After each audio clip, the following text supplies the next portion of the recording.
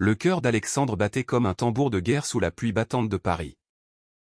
Tandis que la porte du café s'ouvrait en grinçant, laissant entrer un courant d'air froid qui emportait avec lui l'odeur de tabac mouillé et de regrets inavoués. Il avait fui son appartement ce soir-là. Les murs trop étroits pour contenir le chaos qui bouillonnait en lui depuis des semaines. Et maintenant, assis à cette table usée du Marais, il fixait le fond de son verre de cognac comme s'il y cherchait une réponse que la vie lui refusait obstinément. Julien entra alors, trempé jusqu'aux os, son sourire éclatant comme un phare dans la tempête. Et en un instant, le monde d'Alexandre bascula car ce collègue qu'il avait tant chéri pour sa franchise désarmante allait devenir le miroir impitoyable de son propre secret enfoui. Paris. Cette ville des amours impossibles s'étalait autour d'eux comme un tapis de lumière tremblante. Mais pour Alexandre, elle n'avait jamais paru si hostile. À 32 ans, ingénieur chez une firme d'architecture nichée dans le cœur du 4e arrondissement, il avait toujours cru sa vie tracée en ligne droite, un mariage raté avec Claire qui avait duré juste assez pour laisser des cicatrices. Une promotion récente qui le comblait de fierté factice. Et cette amitié naissante avec Julien, le nouveau graphiste de l'équipe, qui avait débarqué 3 mois plus tôt avec son accent du sud-ouest et son rire contagieux. Julien, 28 ans, originaire de Toulouse mais parisien dans l'âme, avait avoué son homosexualité dès le premier pot de bienvenue, avec une légèreté qui avait désarmé tout le monde. Je suis gay. Et alors? Ça change quoi pour les plans 3D, avait-il lancé en haussant les épaules. Et Alexandre avait ri. Soulagé. Soulagé. Oui. Parce que Julien représentait tout ce qu'il n'était pas, libre. Assumé. Sans les chaînes invisibles que la société française, malgré ses avancées, imposait encore aux âmes tourmentées. Au bureau. Rue des Francs-Bourgeois. Leurs bureaux adjacents étaient devenus un refuge. Alexandre, avec ses costumes impeccables et sa barbe de 3 jours qui masquait une fatigue chronique, passait des heures à discuter avec Julien de tout et de rien, des expositions au Louvre, des vins bordelais, des frustrations des clients tatillons. Julien, avec ses tatouages discrets sur les avant-bras, un arc-en-ciel stylisé et une citation de Proust, a apporté une bouffée d'air frais. Tu sais, Alex, la vie est trop courte pour prétendre être quelqu'un d'autre, lui avait-il dit un jour, en croquant dans un croissant volé à la machine à café. Alexandre avait hoché la tête, envieux en secret de cette authenticité. Il se sentait en sécurité avec Julien, comme si la présence d'un collègue délégitimait sa propre hétérosexualité sans faille. Pas de sous-entendu. Pas de regards ambigus, juste une camaraderie pure. Ou du moins le croyait-il. Mais les fissures apparurent subtilement, comme les premières gouttes avant l'orage. C'était un vendredi soir, après une deadline infernale sur un projet de rénovation haussmannienne. L'équipe s'était dispersée. Mais Julien avait insisté, allez. Un verre au Procope pour fêter ça. Tu mérites une pause. Mon pote. Alexandre avait accepté.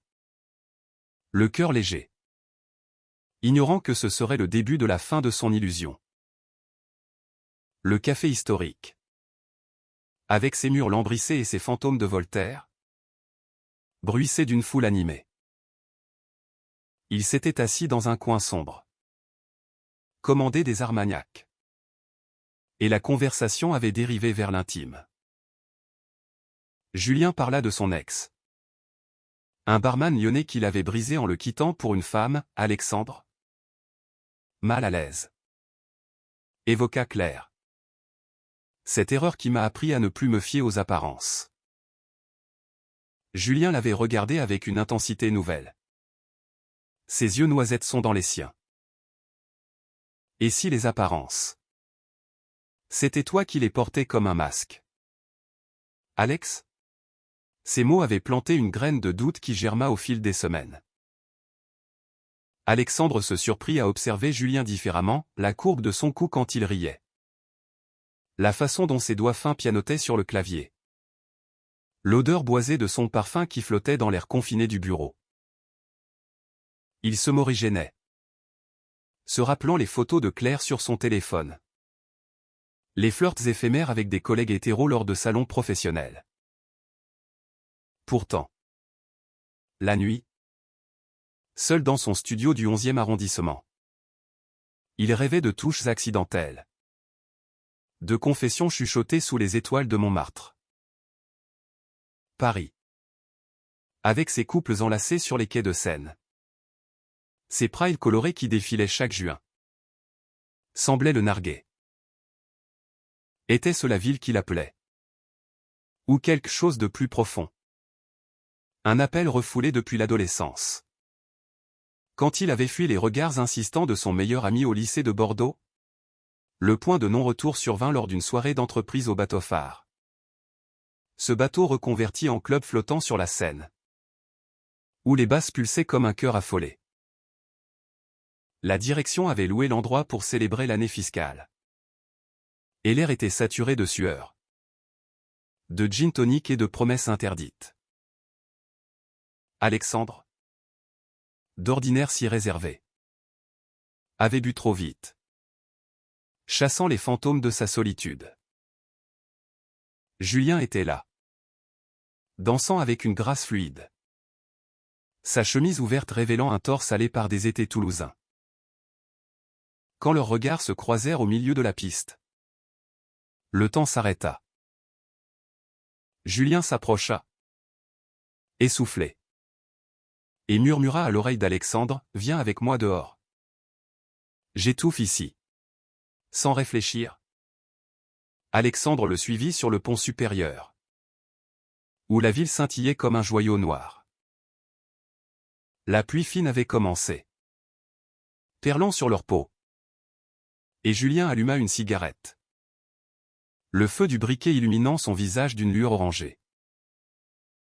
Parfois, je me demande si tu n'es pas comme moi. Alex. Pas gai. Peut-être. Mais. Curieux. Ou plus. Les mots tombèrent comme une sentence. Et Alexandre sentit son monde s'effondrer. Il voulut nier. Rire. S'enfuir. Mais ses lèvres s'ouvrirent sur un aveu muet, il attira Julien contre lui. Leur corps se pressant dans l'urgence d'un baiser volé.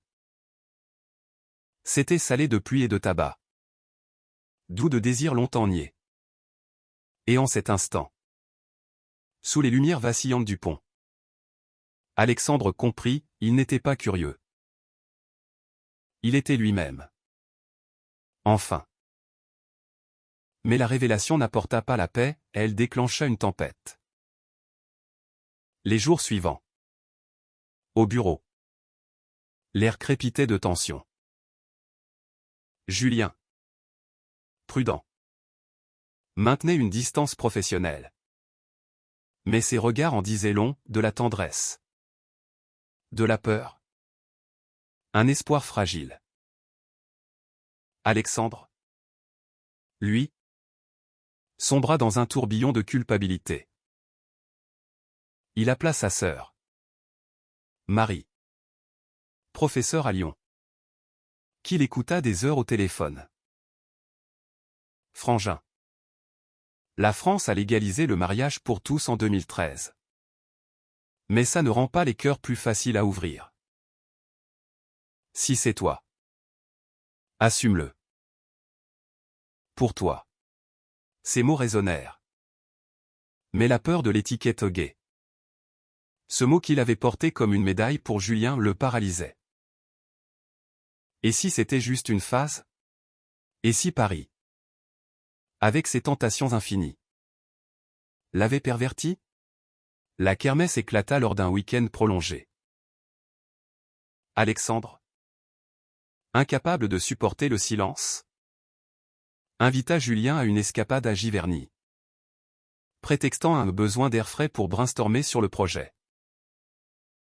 Julien accepta, les yeux brillants, et ils roulèrent en TGV jusqu'à la Normandie, le paysage défilant comme un film en accéléré. À l'hôtel, une auberge modeste au volet vert. La nuit les enveloppa d'un voile complice. Ils parlèrent jusqu'à l'aube, des pères absents, celui d'Alexandre. Un militaire rigide mort trop tôt, celui de Julien. Un vigneron homophobe qu'il avait renié à 16 ans. Puis, dans la pénombre, leurs mains se trouvèrent. Et ce fut une danse lente, exploratrice, où chaque caresse effaçait une couche de mensonge. Pourtant, le retour à Paris ramena les ombres. Au bureau, des rumeurs murmurèrent, un collègue avait vu leur départ ensemble. Et les ragots, ces vipères françaises si promptes à juger, s'enroulèrent autour d'eux. La patronne, une femme d'affaires lesbienne assumée, les convoqua séparément. Je me fiche de vos orientations, tant que le travail suit. Mais protégez-vous. Alexandre, rouge de honte, promit le silence. Mais intérieurement, il bouillonnait. Il rompit avec Julien par un message laconique, c'était une erreur. Restons collègues. Le cœur brisé, Julien quitta l'entreprise 2 semaines plus tard, pour un poste à Marseille, laissant un vide béant. Alexandre toucha le fond dans les rues grises de l'hiver. Il erra le long du canal Saint-Martin, observant les couples homosexuels main dans la main, se demandant pourquoi la ville lumière lui semblait si obscure. Une nuit, ivre de solitude, il composa le numéro de Julien. Reviens. Ou laisse-moi venir. Je ne peux plus mentir. Le train pour le sud fut un calvaire de 16 heures. Mais quand Marseille s'ouvrit, baigné de soleil méditerranéen, Julien l'attendait sur le quai, les bras ouverts. Ils marchèrent jusqu'à la mer, où les vagues chuchotaient des secrets anciens. Et là, sur la plage de la Corniche, Alexandre s'agenouilla non pas en supplique, mais en allégeance à sa vérité. Je t'aime, Julien. Et je m'aime. Enfin. Leur amour ne fut pas un conte de fées, il fut une conquête quotidienne. Alexandre revint à Paris. Mais ils se virent chaque week-end, tissant un fil entre le nord et le sud. Il rejoignit une association LGBT à Pigalle, où les témoignages d'autres âmes éveillaient le guérir. Julien, de son côté, peignit des toiles inspirées de leur histoire, des silhouettes enlacées sous la pluie, symbole de résilience. Et un soir de Pride, place de la République, Alexandre marcha la main dans la main de Julien. Son cœur gonflait non de peur, mais de fierté. La France, avec ses lois progressistes et ses préjugés persistants, leur offrait un terrain fertile pour cultiver l'amour vrai, celui qui révèle non pas une faiblesse, mais une force inouïe. Des années plus tard, lors d'un dîner chez Marie, entouré d'amis et de famille élargie, Alexandre leva son verre. À Julien, qui m'a sauvé de moi-même. Les rires fusèrent. Les larmes coulèrent.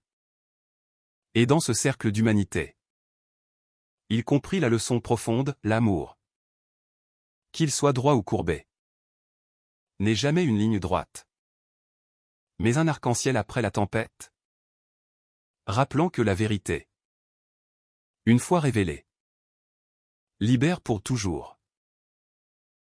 Le soleil se couchait sur la calanque de Sormiou, peignant la mer d'un orange ardent qui se reflétait dans les yeux de Julien alors qu'il serrait la main d'Alexandre. Ce n'était pas la fin d'un chapitre, mais le début d'un nouveau volume dans leur odyssée partagée. Alexandre, de retour à Paris, se surprit à redécorer son studio, des photos de deux encadrées sur le mur. Un drapeau arc-en-ciel discrètement accroché à la fenêtre donnant sur la rue Oberkampf.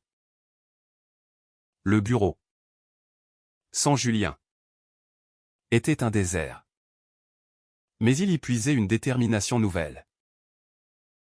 Il proposa à la patronne un projet collaboratif à distance avec Marseille, prétextant l'expertise en graphisme, mais en vérité pour maintenir le lien.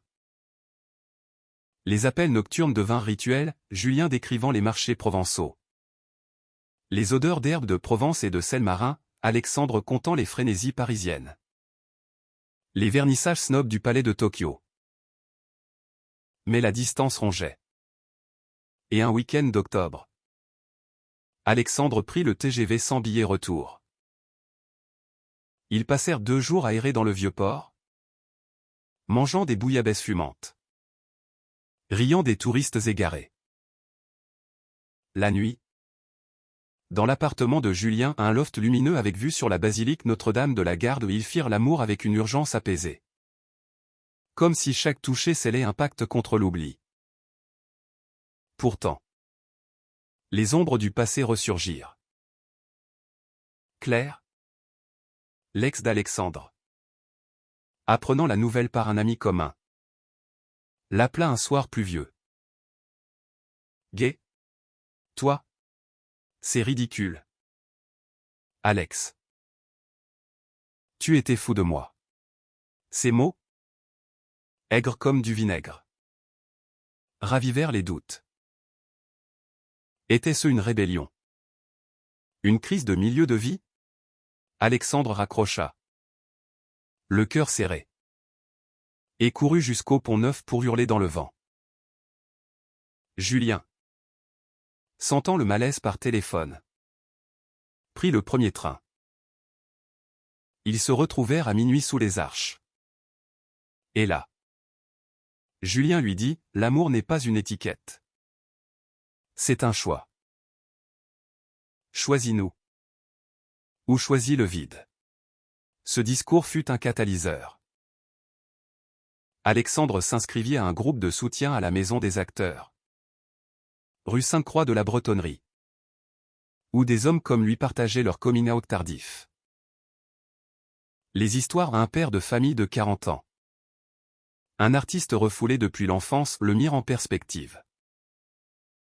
Il écrivit une lettre à son père défunt, la brûlant sur la scène en geste symbolique. Et pour Julien, il organisa une surprise, un voyage à Bordeaux, sa ville natale, pour rencontrer la famille qu'il avait fui adolescent. La rencontre fut tendue. La mère de Julien, une femme aux cheveux grisonnants et au sourire las, les accueillit avec un café serré et des silences lourds. Le frère aîné, un mécanicien bourru, toisa Alexandre d'un œil suspicieux. Mais au dîner, autour d'une table chargée de magrets de canard et de vin de Saint-Émilion, Julien parla. Maman? C'est lui. L'homme qui m'a appris à guérir. Les larmes coulèrent. Et la mère serra Julien dans ses bras, murmurant, je suis désolé. Mon fils. La vie est trop courte pour les regrets. Alexandre, ému aux larmes, sentit les chaînes familiales se briser. De retour à Paris, leur relation s'approfondit. Ils adoptèrent un chat errant, un rouquin nommé Baudelaire, qui ronronnait entre eux sur le canapé. Julien visita souvent. Et ensemble, ils conçurent un projet architectural, un centre communautaire LGBT en banlieue parisienne, alliant modernité haussmannienne et espaces ouverts. Le bureau vibrait d'énergie nouvelle, les collègues. D'abord curieux. Devinrent alliés.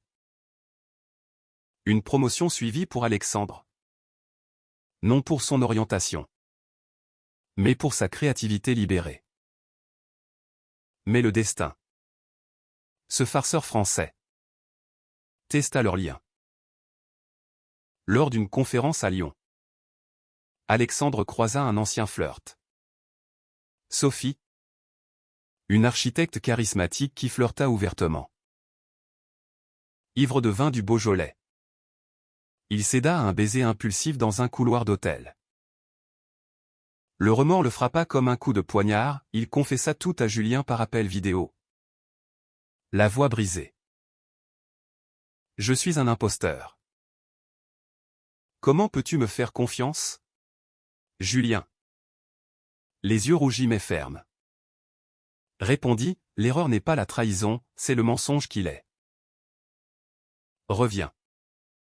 Et apprenons ensemble. Ce pardon fut leur baptême du feu. Ils entamèrent une thérapie de couple avec un psychologue queer du 20e arrondissement.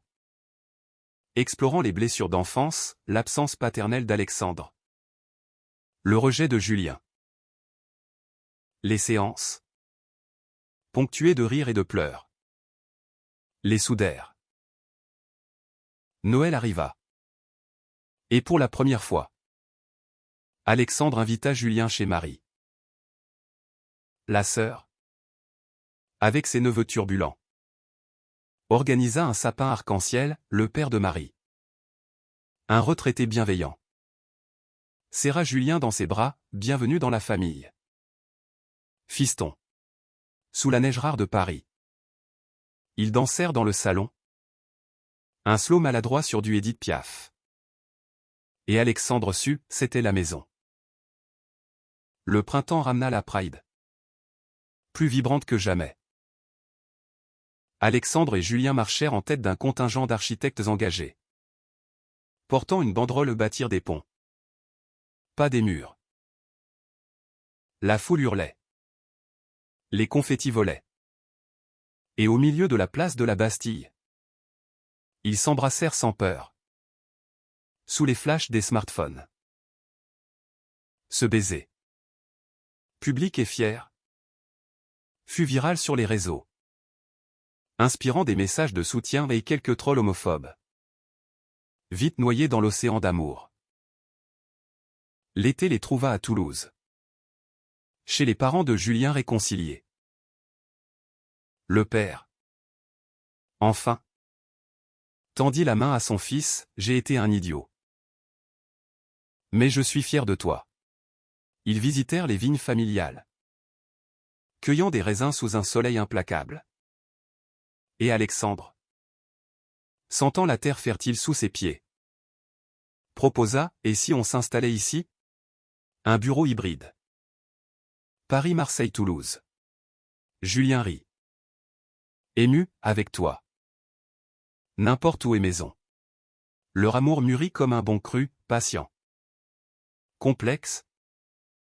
Réconfortant. Alexandre écrivit un blog anonyme sur son éveil. Touchant des milliers d'hommes en silence. Julien exposa ses toiles à la Biennale de Marseille. Une série intitulée Révélations sous la pluie. Et un soir d'automne. Sur le pont des Arts. Cadenas à la main, un symbole kitsch mais cher, ils gravèrent leurs initiales. À nous? Murmura Alexandre. Et Julien répondit, à la vérité.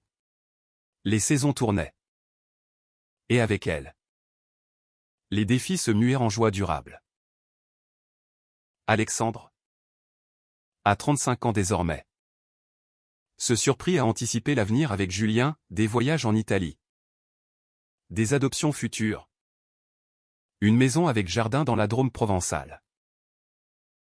Mais la vie, fidèle à son imprévisibilité gauloise, lança un dernier obstacle majeur. Une offre d'emploi irrésistible arriva pour Alexandre, chef de projet à New York. Pour une firme internationale. Le salaire doublait. L'opportunité de briller sur la scène mondiale. Il en parla à Julien lors d'un pique-nique au but de Chaumont. Les herbes hautes chatouillant leurs chevilles. Julien pâlit. Mâchant son sandwich au jambon sans appétit. New York? C'est un rêve pour toi. Mais. Et nous? La distance atlantique semblait un océan de doute. Alexandre? Déchiré. Pesa le pour et le contre, la carrière contre l'amour. L'ambition contre la stabilité. Ils passèrent la nuit à discuter. Allongés sur l'herbe. Les étoiles parisiennes voilées par la pollution. Je ne veux pas te perdre, avoua Julien. Mais je ne veux pas te retenir non plus. Au lever du soleil. Alexandre déclina l'offre. Choisissant l'évidence, leur histoire valait plus que n'importe quelle skyline. Ce choix fortifia leur couple. Ils lancèrent leur propre agence, Arc-en-Ciel Architecte. Spécialisée en espaces inclusifs, bureau queer-friendly. Centre pour jeunes LGBT en banlieue.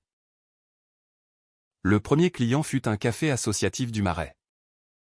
Transformé en havre multicolore. Les nuits blanches de dessins et de maquettes les unirent dans une créativité fusionnelle. Julien apportant la couleur. Alexandre la structure. Leur bureau. Rue Vieille du Temple. Devint un hub, atelier. Conférence. Où Alexandre témoignait de son cheminement. Inspirant des collègues à sortir du placard. La famille s'élargit. Marie annonça sa grossesse. Et Alexandre, oncle en herbe, aida à décorer la chambre du bébé avec des motifs inspirés de Matisse. Julien, pour la première fois, parla d'enfant, pas tout de suite. Mais, imagine, un petit nous. Ils assistèrent à des groupes d'adoption pour couples homo, naviguant les bureaucraties françaises avec patience. Et lors d'un Noël enneigé à Lyon, entourés de la fratrie élargie, ils firent leur coming out officiel à la tablée. Les toasts fusèrent. Les embrassades suivirent. Et le père de Marie lança, à l'amour qui défie les normes comme un bon côte du Rhône. Mais l'intime ne fut pas exempte de tempête. Julien, hanté par son passé, sombra un soir en une crise d'angoisse après une dispute futile sur les tâches ménagères. Et si je ne suis pas assez pour toi? Et si tu regrettes, hurla-t-il. Les murs tremblants. Alexandre, calme, l'enlaça, tu es tout. Et les disputes. C'est la vie qui nous rend plus forts. Ils consultèrent à nouveau. Apprenant la communication non violente. Transformant les conflits en dialogue profond. L'été 2028 les vit en road trip le long de la Côte d'Azur. De Nice à Saint-Tropez. En décapotable loué. Les rires fusaient au vent salé. Les arrêts pour baignade nudistes les libéraient. À aise. Perchés sur sa colline. Ils renouvelèrent leurs vœux informels face à la mer turquoise, pour les nuits qui révèlent. Et les jours qui illuminent. Julien offrit à Alexandre un anneau en or blanc. Gravé d'une boussole au symbole de leur parcours. De retour, leur agence prospéra. Un article dans Le Monde les propulsa, l'amour qui redessine Paris. Les commandes affluèrent. Et avec elles, la reconnaissance. Lors d'une remise de prix à l'hôtel de ville, le maire les félicita personnellement, vous bâtissez non seulement des murs, mais des ponts humains. Alexandre, ému, dédiqua le trophée à eux tous ceux qui se cherchent dans l'ombre. La quarantaine approcha pour Alexandre. Et avec elle, une sérénité nouvelle. Baudelaire. Leur chat, avait cédé la place à 2 adopteurs, un chien labrador nommé Sartre et un chiot rescaté. Camus. Leur maison à Paris. Un appartement haussmannien rénové avec soin. Bruissait de vie. Julien cuisina un coq au vin pour leur anniversaire de révélation. Et au dessert, il mit un genou à terre, épouse-moi. Alex. Pas pour la loi, mais pour nous. Les larmes coulèrent. Le oui fut un murmure chargé d'éternité.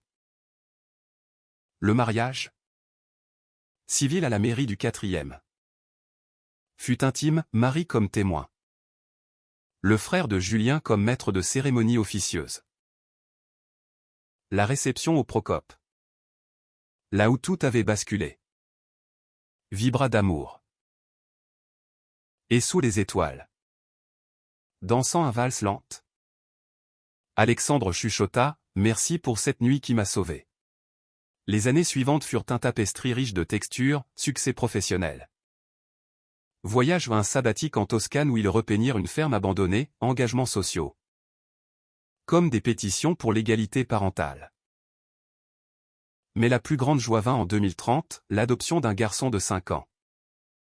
Lucas, orphelin d'un accident tragique. Ses yeux sombres et son rire timide conquirent leur cœur instantanément.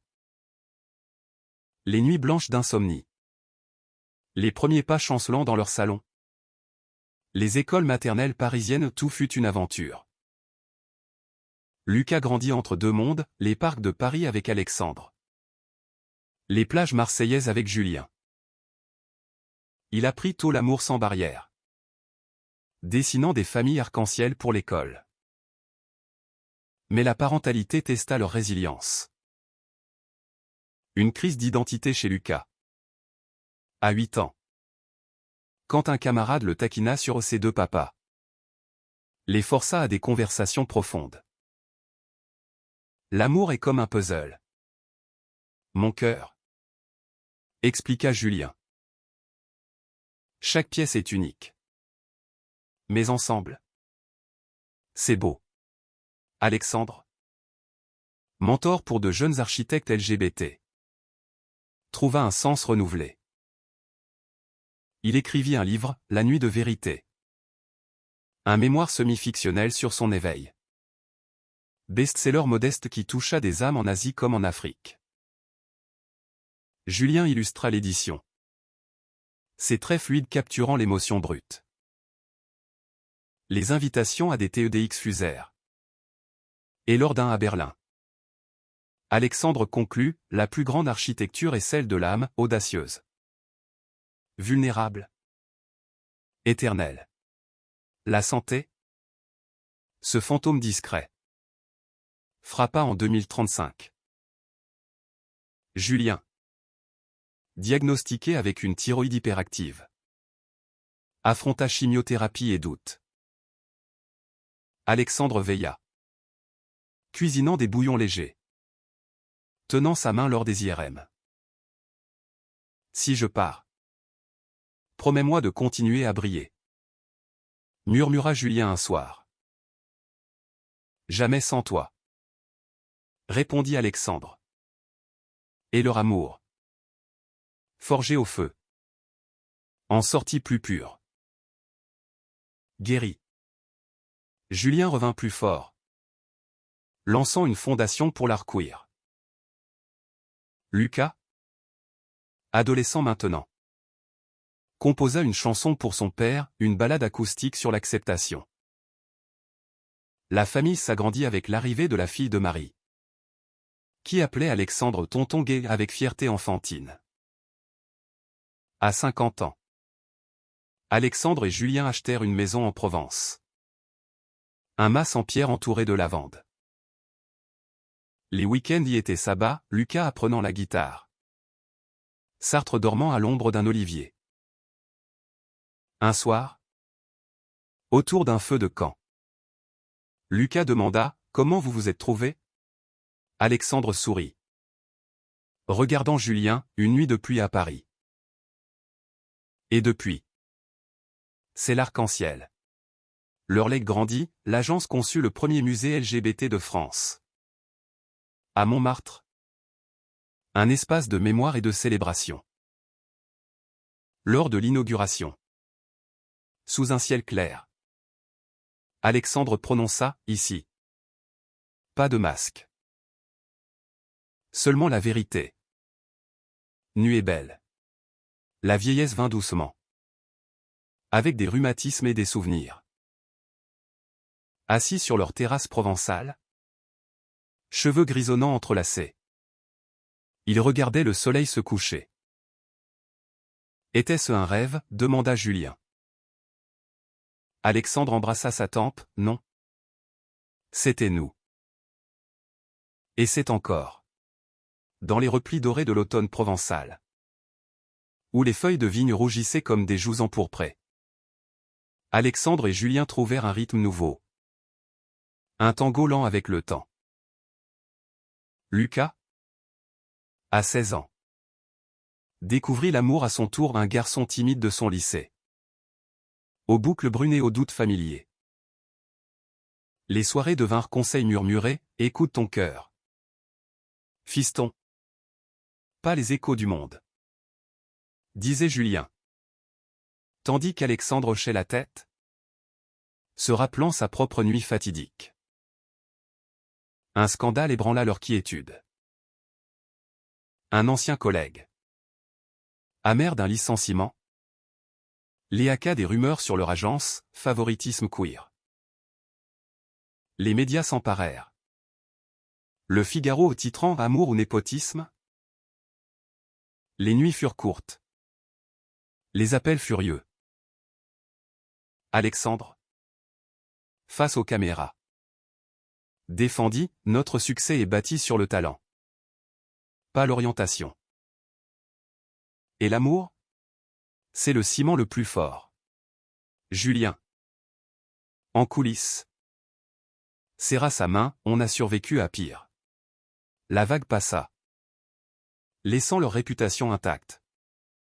Plus solide.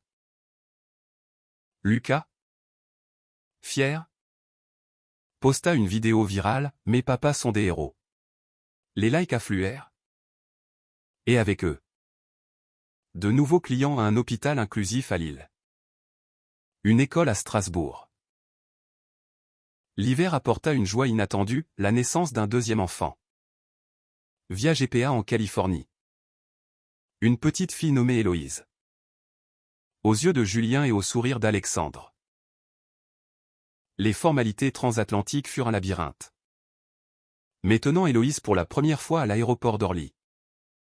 Ils pleurèrent de gratitude. La maison s'emplit de biberons et de berceuses. Lucas devenant le grand frère protecteur. Pourtant, la santé d'Alexandre flancha, un infarctus léger lors d'une présentation à Bruxelles. À l'hôpital Necker. Julien veilla. Récitant des poèmes de Verlaine. Pas maintenant. Mon amour. On a encore des châteaux à bâtir. La convalescence fut un retour aux sources, promenade lente dans le Luxembourg. Redécouverte du corps. Tendresse renouvelée. Héloïse grandit en tornade joyeuse. Apprenant le français provençal de sa nounou. À 5 ans. Elle demanda, pourquoi vous vous êtes mariés? Julien rit, pour que le monde sache qu'on s'aime fort. Alexandre ajouta, et pour que tu saches que l'amour gagne toujours. Leur 50e anniversaire fut célébré au Mas. Avec famille et amis, un festin de truffes et de chants occitans. Marie. Cheveux poivre et sel. Porta un toast à l'homme qui a trouvé sa boussole dans une nuit de Paris. Les danses s'étirèrent jusqu'à l'aube. Et seul avec Julien. Alexandre murmura, chaque jour avec toi est une révélation. Les 60s arrivèrent comme un train express. Emportant Alexandre et Julien dans un tourbillon de maturité. Lucas, étudiant en art à la Sorbonne, ramena son partenaire. Théo, un garçon androgyne aux piercings étincelants. Héloïse, préado espiègle. Collectionnait les badges Pride et questionnait le monde avec une curiosité féroce. La famille. Patchwork vivant. Était leur plus beau projet. Un ouragan personnel frappa le père de Julien.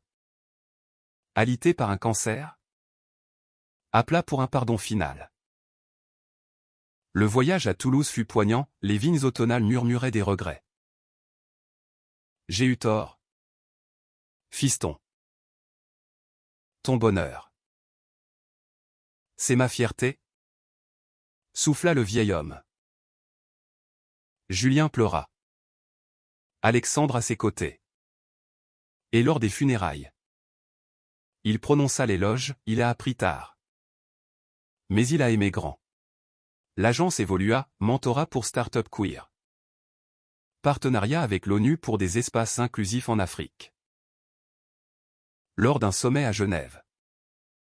Alexandre reçut un prix humanitaire, pour avoir architecturé non des bâtiments, mais des vies. Julien. Depuis Marseille où il curatait une expo.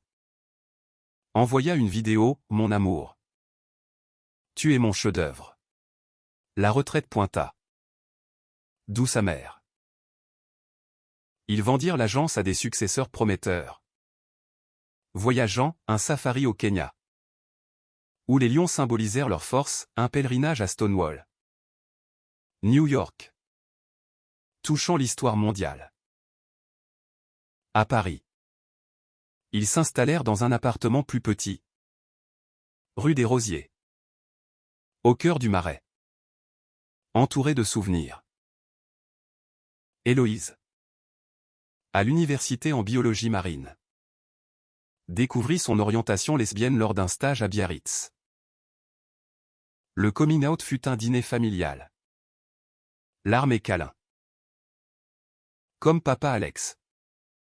Dit-elle. Et il rit, le meilleur club du monde. Un soir d'hiver. Une alerte cardiaque pour Julien. À l'hôpital. Alexandre tint sa main, souviens-toi de notre nuit. C'est ce qui nous porte. Julien sourit faiblement, et ce qui nous portera encore. Guéri. Ils adoptèrent un mode de vie zen, yoga au bord de la Seine. Volontariat à des refuges LGBT. Lucas et Théo se marièrent à la mairie de Paris. Leurs vœux inspirés de ceux d'Alexandre et Julien. Héloïse. Avec sa girlfriend. Organisa une lune de miel surprise en Crète. À 70 ans. Ridé mais rayonnant. Ils publièrent un album photo, de la pluie à l'arc-en-ciel. Les pages bruissaient d'histoire, le premier baiser. Les adoptions. Les triomphes. Lors d'une lecture à la Fnac. Un jeune homme approcha, votre livre m'a sauvé. Merci. Julien serra Alexandre, c'est notre legs. La vieillesse. Cette compagne espiègle. Apporta ses joies discrètes, petits-enfants de Lucas. Des triplés turbulents nommés après des poètes Rimbaud. Verlaine. Baudelaire. Héloïse. Maman poule avec sa femme Camille. Donna naissance à une petite Émilie. Aux yeux verts comme Alexandre. Les dimanches au mas devinrent sabbats familiaux, barbecue. Conte du soir où Alexandre narrait la nuit magique de Paris. Mais la fragilité s'invita. Alexandre. Arthritique. Peinait à marcher, Julien. Avec une ouïe capricieuse. Riait des malentendus. Ils consultèrent un gériatre. Adoptant des aides, canne sculptée pour lui. Appareil discret pour l'autre. On est un duo imparfait. Parfait? Plaisantait Julien. Un scandale sociétal les remua, une loi rétrograde en Pologne contre les droits LGBT. Ils lancèrent une pétition depuis leur blog. Mobilisant des milliers. Lucas, activiste, les rejoignit à Bruxelles pour un lobbying. vos histoires inspirent. Dit un eurodéputé.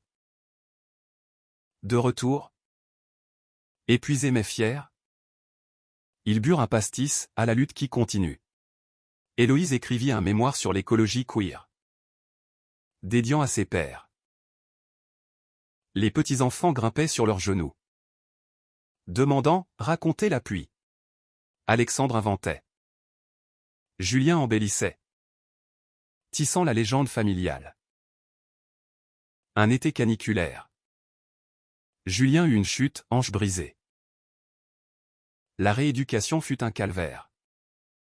Mais Alexandre, infatigable, massait, encourageait. Pour chaque pas perdu, 2 gagnés ensemble, murmurait-il. Julien. Larmes aux yeux, tu es ma force. Depuis ce café. Rétrospectivement, Alexandre rédigea ses mémoires, Vérité gravée. Un tome sur l'amour tardif.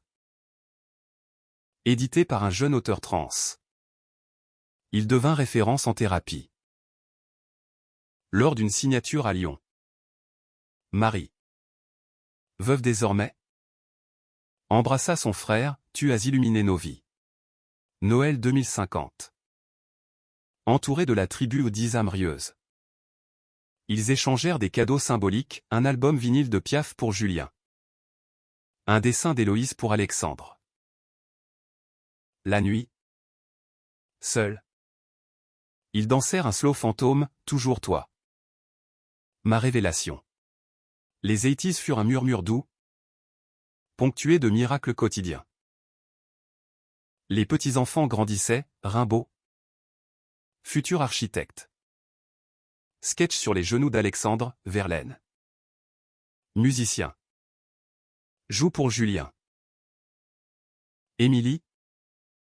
Petite tornade. Collectionne les histoires d'amour comme Papy et Papy. Une crise migratoire en Europe les engagea, hébergement de réfugiés queer syriens dans leur masse rénovée. Les dîners multiculturels au falafel et ratatouille au devinrent leçon d'humanité. Un jeune homme. Amir. Témoigna, votre accueil m'a redonné foi. Julien. Ému, l'amour est un refuge. Pas un mur. La santé déclina, Alexandre. Diabétique. Veillez son sucre, Julien. Avec Alzheimer naissant.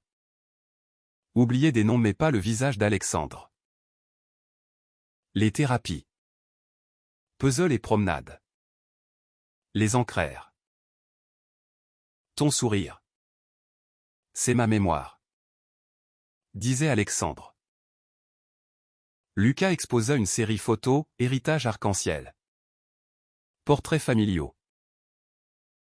Héloïse gagna un prix Nobel pour la recherche marine. Dédiant à mes pères. Bâtisseur d'océans humains. Un pèlerinage final à Paris, le Café du Marais. Inchangé. Assis à la même table. Ils commandèrent des cognacs. Ici, tout a commencé. Murmura Julien. Alexandre prit sa main, et ici, ça continue. Rentrez au mas. Sous les étoiles provençales. Julien glissa, si je pars le premier. Attends-moi au pont des Arts. Alexandre promit. Le cœur serré. L'hiver 2060. Julien s'éteignit paisiblement. Dans les bras d'Alexandre. Un sourire aux lèvres. Les funérailles. Au mas. Furent une fête, chants occitans. Toast à sa mémoire. Alexandre. Brisé mes entiers. Planta un olivier, pour ton ombre éternelle. Veuf. Il vécut pour la famille. Écrivant des lettres à Julien. Lu aux petits-enfants. À 90 ans. Lors d'une Pride virtuelle. Il parla, l'amour ne finit pas, il se révèle. Alexandre s'éteignit un matin de printemps 2065. Dans son lit au mas. Entouré de Lucas, Héloïse et leurs enfants. Son dernier souffle fut un sourire. Murmurant Julien. La famille, unie, organisa une cérémonie sur la colline, discours, musique, un arc-en-ciel post-pluie comme signe. Leur legs perdura, l'agence devint fondation, bâtissant des refuges mondiaux. Lucas écrivit la biographie, Deux âmes. Une nuit. Héloïse nomma un océanographie après eux. Dans le vent provençal, leurs âmes dansaient, éternelles, rappelant que l'amour, révélé dans une nuit, illumine tous les jours.